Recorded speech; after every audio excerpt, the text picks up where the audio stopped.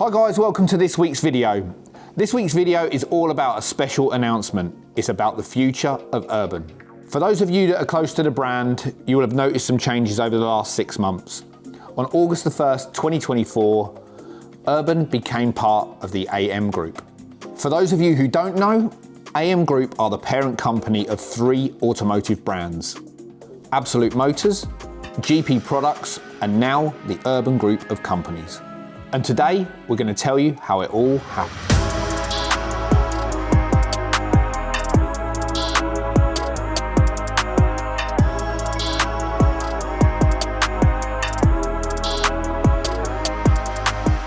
So, some background. Absolute Motors are the customer-facing element of the AM Group.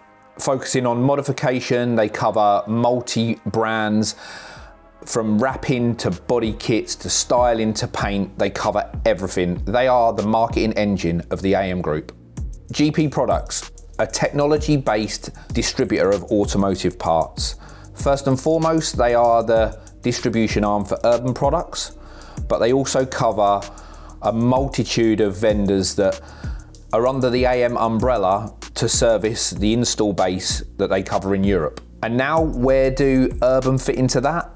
The Urban Group of companies, which is Urban Automotive, Urban Bespoke Styling, and Urban Manufacturing, are all now under the AM umbrella.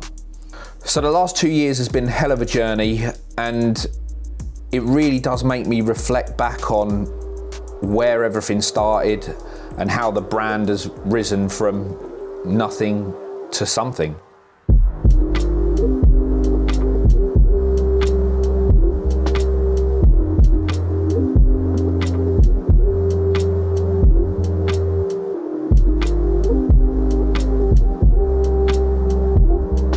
Urban started in 2013 and it wasn't intended to be a modifier. It just was intended to be a car dealership selling sports cars.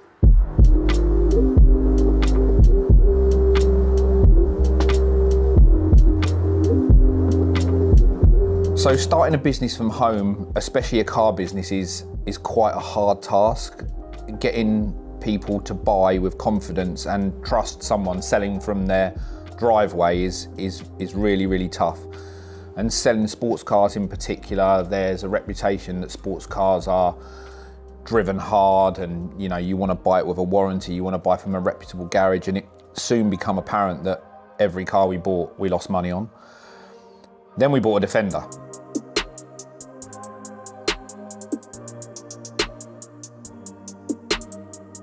So we dressed the Defender, and it was very much off-the-shelf parts. We bought parts from the internet and just managed to cobble something together which happened to look quite good, and obviously realised I had quite a knack for it. And it wasn't until I stumbled across this business that I actually started to modify cars. I had a bit of a design background from when I was younger. I did a national diploma in design and kind of shelved that for a more sales and IT environment. And it was actually quite a breath of fresh air to pick back up from, all those thoughts and inspirations that I had when I was younger. So when did I realise Urban was going to be successful? Probably the early days was a combination of doing the right thing at the right time, at the right price point, with a car that was hugely popular in its run out. The Defender sales for Land Rover and for anyone that could acquire them at the time was huge. And it didn't really matter whether it was a standard car, our car, a twisted car, every Defender sold, and it was a lucrative business. I think the real light bulb moment when we knew it was going to be a success was when we developed our first kit for the Range Rover Sport. We used all of the retained earnings that we had, and that was really where I knew it was going to be a success. We launched at Goodwood, it was well received, it was made from carbon fibre, and we really did put our name on the map.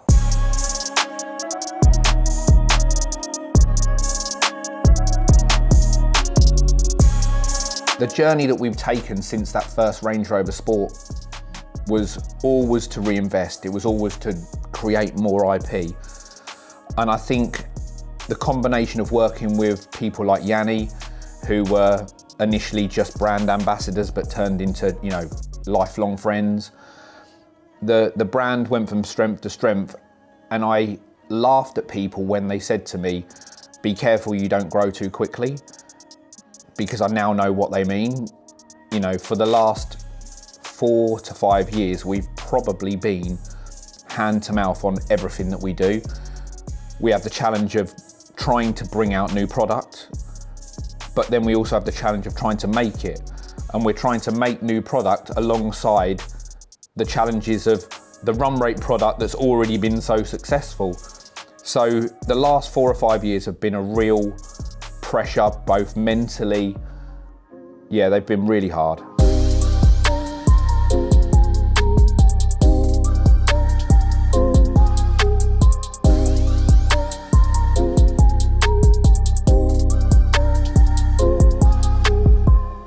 The barrier to urban growing bigger than it has already has always been production. It's always been having the ability to fulfill customer demand.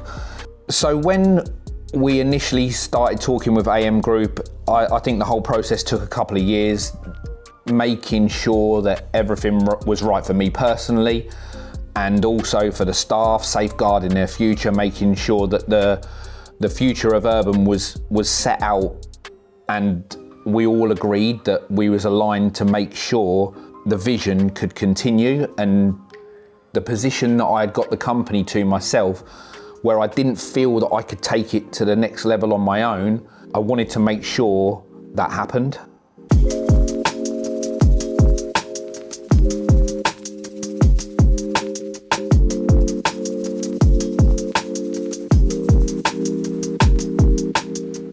So I've known the guys at AM for probably around about 8 years now, 7 or 8 years.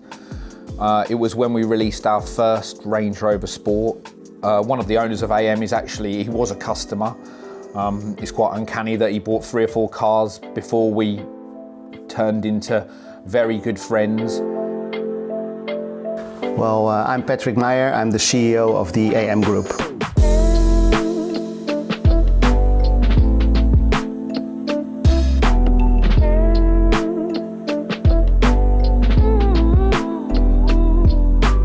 My background goes many years back. I started as an entrepreneur in mobile business, mobile operations, so like mobile networks, but all the systems behind the mobile network, and in the internet business. When I visited Urban first time, I was a customer just interested in buying cars. That's how I came in contact with Kenneth, the founder of Absolute Motors.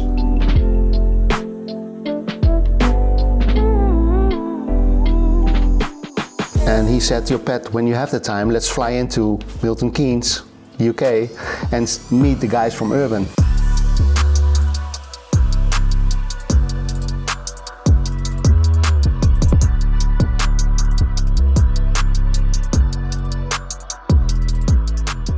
When we flew home, I felt so excited about meeting you guys, and you know, there was a good buzz going on here, and I love the Urban brand. So I said to Ken, "Listen, what do you feel, right? What's the opportunity with this?" And he said, yeah, I feel a lot of opportunity with the guys, but I can't structure it, I can't finance it, because I'm still Absolute Motors, and this is so big. So I sat down with him after a week of thinking, and I just laid out a plan, and together we made the plan even better, bigger. And that's with that plan I consulted Simon.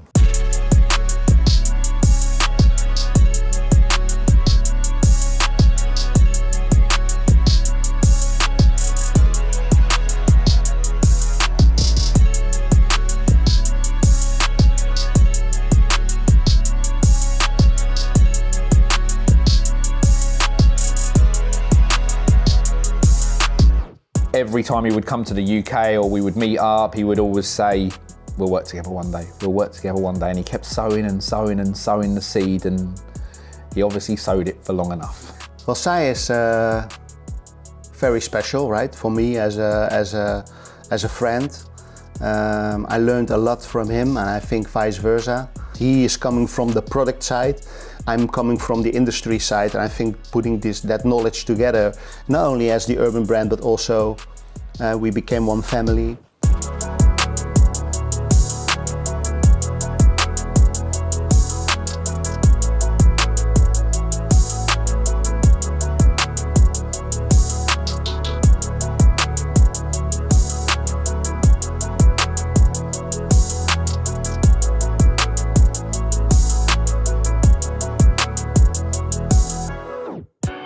So first part of being under the AM wing has seen us acquire a new unit, and we knew that from a logistics, development and production perspective, it was going to be state of the art.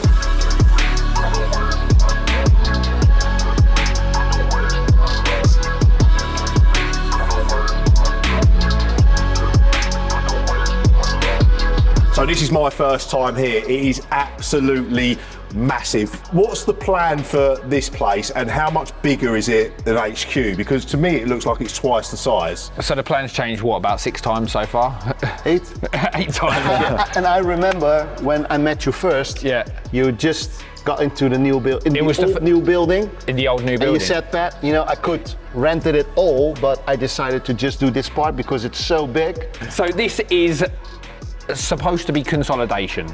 So we're moving 3 or 4 other departments into this area, and the idea is that we basically pre-assemble everything here so we can distribute kits to places around the world.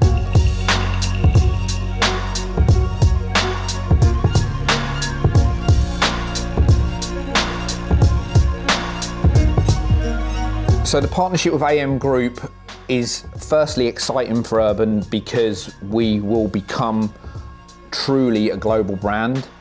With the technology background and the skill set of the management team of AM Group, we really see our business as a technology-led business where we can push product into local regions and distribute much quicker to our install base over the globe. There's a big opportunity, right, for Urban, because we feel it's still very small even. We also had conversations about where we would love to be positioned as Urban under the AM Group, because there's a big potential for us. So just like HQ, this is currently a blank canvas. There'll be walls, it'll be divided. There's going to be a lot going on here, isn't You know there? what, we're going to try and make it as open plan as possible, because the idea is that we can bring customers here, we can give them the tour.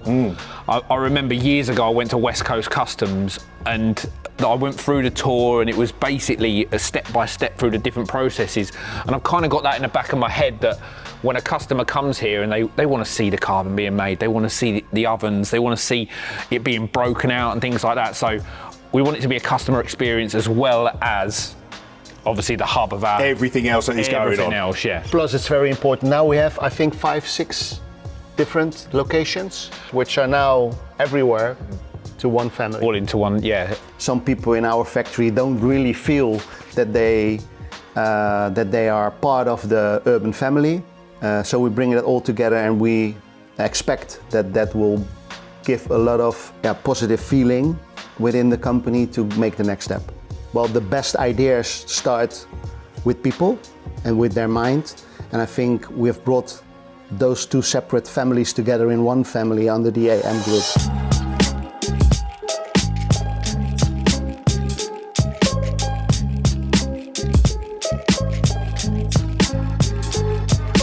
So in the new facility, we will be consolidating various different departments, our logistics centre, our composites, alongside other things like additional body shop to keep up with the demand that we've always outsourced. We will move our entire design end-to-end process into the new facility. So from CAD to prototypes to first off parts, we can almost certainly bring parts to the market a lot quicker. So what's this going to mean for efficiency then? Because obviously if someone wants to call now for a Cullinan kit or a Sport kit or a Range Rover kit, we're weeks away, aren't we? Whereas hopefully we could start having things on the shelf. Yeah, the idea is we still work with some premium outsource partners, so our partners will supply us with volume product and special projects, everything that's of a bespoke nature, and obviously consolidating that we'll work on in this facility. So it will bring product to market a hell of a lot quicker than we've been before. And plus we will bring our R&D department on steroid,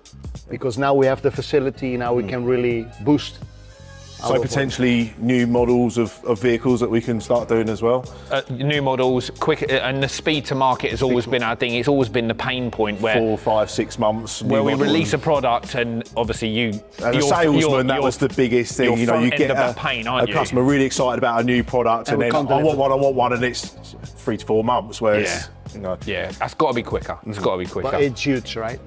It is. It's huge. massive. It's a great step for us as a company. So we're where we built our R&D development center, and we thought it should stay in the UK because we're UK based. Simon is from the UK, so the UK is where we want to be. It gives us the space to grow. It gives us the space to speed up our production. If you can have everything in one place, I think it brings a lot of synergies together.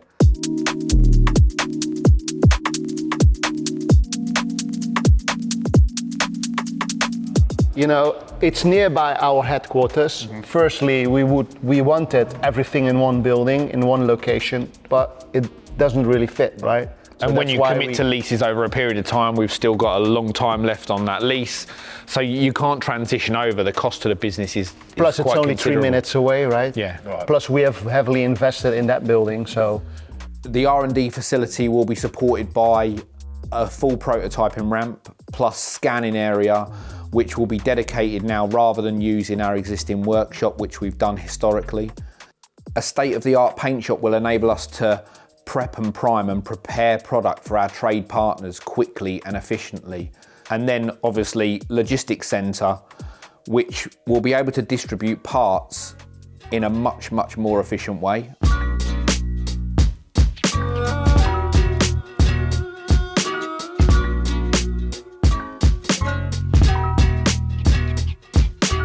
So guys, I'm very proud to welcome you to the AM Group, my brothers. You said this to me so long ago. I think I tried 3 times. I think you whispered in my ear one day, my friend. But welcome, Si. Yeah. I'm very proud. And it's exciting times. Very exciting. Very exciting times, yeah. The design mantra and what we stand for as an OEM-plus brand can never change, so I will continue to be at the forefront of creating and design. That will not change.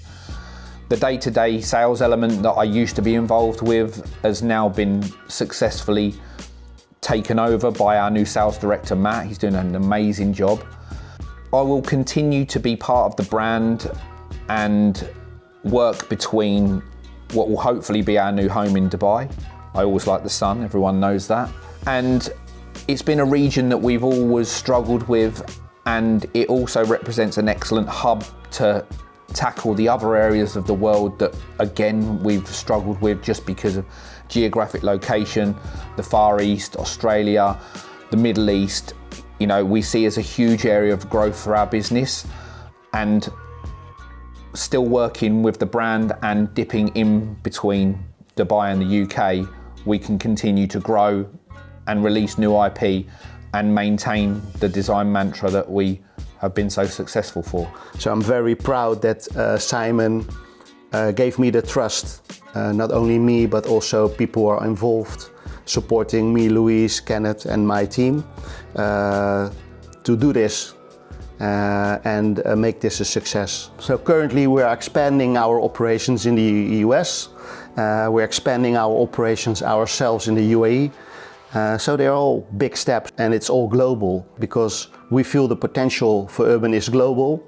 We're already here situated in certain countries, certain cities, but you know, we will also expand globally.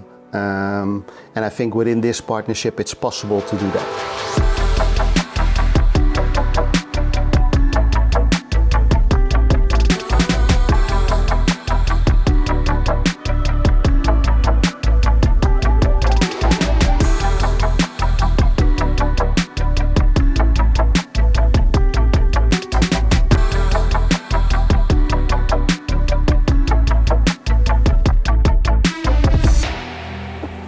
So will I still be on Urban Uncut? Of course I will.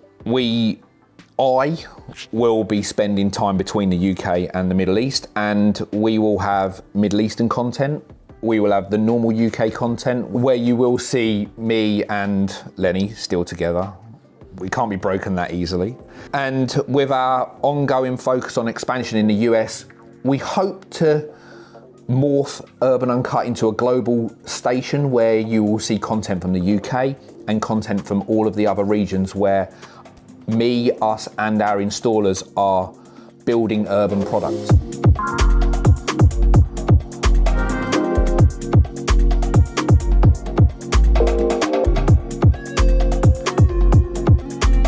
Look at how far urban has come in the last 10 years, so I'm very keen in seeing for the next 5 years, because I can't imagine in 10 years. So look, something closer like 3 to 5 years, what will happen within this partnership. It's a match made in heaven. Really good answer. Hey, my love. Like, honestly, ever since 8 years ago, he's still messing things up. Why are you in so sweet chair? Like I'm sitting on the box, should it be the other way around? Just so we know, this is my time. You'll get your time shortly, and then we can be together. It's always our time. We can be together. Hey guys. Good morning, good morning. Sorry, we're running a little bit behind. We'll be fine. Can you go away? I know my place. See you in a sec. Thank you. You're going to leave some of that in, aren't you? That would be fantastic. That would be great. That will, yeah.